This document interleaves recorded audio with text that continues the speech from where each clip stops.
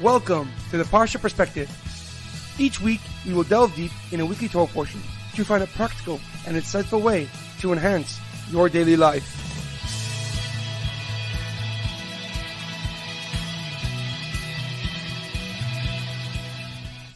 Thank you for tuning in. My name is Rabbi Shalom Yamini, and each week we will look into the weekly Torah portion to find practical and insightful ways to enhance your daily life. This week's Parsha Perspective is in honor of all those who need a quick and speedy recovery, and may Hashem grant them all a refuah shalema. This week's Parsha Perspective is in loving memory of Daniel Aaron Ben Yigal Yeshua, Leah Mintche of Yosef, Edward Ben Efraim, Shlomo Ben Edward, and Yirachmiel Daniel Ben Gedalia. May Hashem uplift their neshamas, their souls, and may the memories be a blessing. This week's Torah portion is Parshas Bamidbar, Pray for Me. Our Parsha begins the fourth book of the Torah, Sefer Bamidbar. Bamidbar takes up from the story and the end of the second book of the Torah, Sefer Shemais. The Jewish people traveled from Egypt to Har Sinai to Mount Sinai, and they received the Torah, but they also committed the grave sin of the golden calf. After obtaining forgiveness from God through Moshe's prayer, they built a Mishkan and inaugurated it on the 1st of Nisan, almost 1 year since their exodus from Egypt. And now the Jewish people are ready to travel to the Promised Land, to the Holy Land, through the desert. Our Parsha picks up with Hashem commanding Moshe to count every single Jewish man from the age of 20 to 60. The number totaled to 603,000, excluding the tribe of Levi. They were counted separately and from just 1 month old, totaling 22,000 people. God then instructed Moshe the arrangement and the formation that the Jewish people will travel throughout the desert. The Mishkan was at the center of the formation. On the east side was the tribes of Yehuda, Yisachar, and Zevulun. On the south side was the tribes of Reuven, Shimon, and Gad. On the west side was the tribes of Ephraim, Menashe, and Benjamin, and on the north side were the tribes of Dan, Asher, and Naphtali. However, a question comes to mind. Following the details of the formation that the Jewish people traveled in the desert, the Torah repeats the priestly duties.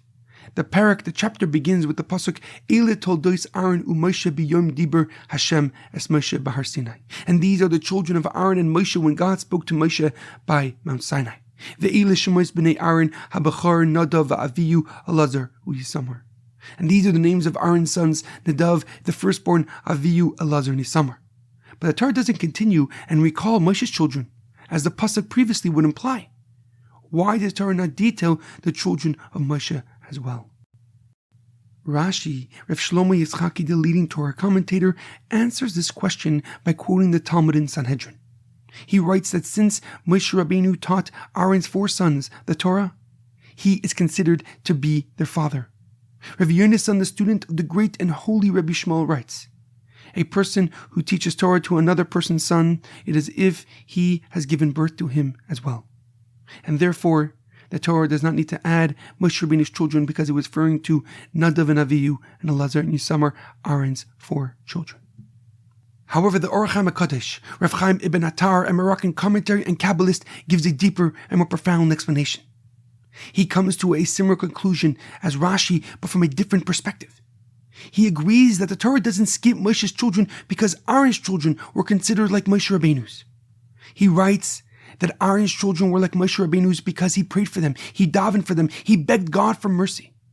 In Sefer Devarim, in his final speech to the Jewish nation, Moshe Rabbeinu recounts the sin of the Egel Azov, the golden calf. He says that I threw myself before God, and I ate no bread and drank no water for 40 days and 40 nights because of the great sin you committed. And specifically, when he's referring to Aaron HaKohen, he says, Uba Aaron hisna'af Hashem ba'oi la'ashmidoi ve'espalal gam ba'ad Aaron be'isahi. And with Aaron, God was angry enough to destroy him and his family, and so I interceded on their behalf. The Orach HaMakadosh explains that when Moshe Rabbeinu intervened and prayed for Aaron and his sons, he became considered like their father. For Aaron and his descendants until today were spared, were saved because of Moshe's appeal to God's sense of mercy, to God's sense of compassion. The Orach HaMakadosh quotes the Medrash in Vayikra Rabbah, that God is more likely to listen to prayers when said for someone else. There is no doubt that Aaron prayed to God to save his children from punishment for his role in the sin of the Egel Azav, the sin of the golden calf. But God chose to answer the prayer said by Moshe Rabbeinu because it represents his selflessness and his altruism. We see examples of this multiple times throughout the Torah. And I'll provide just two. Avram Avinu prayed for Avimelech, the king of Gerarah, and then God finally gave Avram Avinu a son, Yitzchak. And Yitzchak similarly prayed and begged God to show mercy and compassion to his wife Rivka and give them a son. But Yitzchak did not pray for a son. He prayed that his wife be granted a wish she desired more than life itself, to be a mother to the next generation.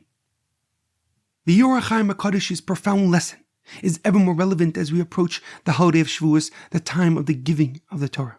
The Pasuk recounts the unity, the selflessness that the Jewish people had at Har Sinai, at Mount Sinai. They were like one person with one heart. They were selfless, they were humble, they were giving, and most importantly, they were united as one. And we must emulate their unity as we beg God to heal the sick or to give prosperity and success to the poor. For God will mirror our actions and give us the ultimate redemption. In our daily life, it is imperative to realize that in a society like today, that prioritizes self-interest, we must do the opposite. We must emphasize selflessness, compassion, and kindness. Such benevolence, such empathy creates a community that lasts far beyond its founders.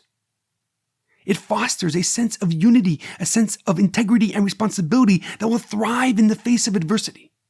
The test of time is no match for the perseverance of a one people, because it is a total sum of effort and commitment. There is a powerful quote by Rabbi Lord Jonathan Sachs of blessed memory on the prayer for Yitzchak and his wife Rivka. Prayer is a conversation between heaven and earth, but conversation is also a prayer. For in true conversation, I open up myself to the reality of another person.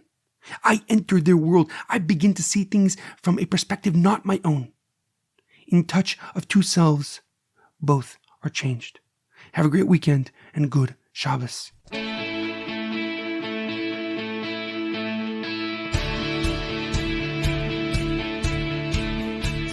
Thank you for tuning in to the Parsha Perspective. Check out our website, theparshaperspective.com. Send thoughts and comments to theparshaperspective@gmail.com. Till next time, thanks for listening.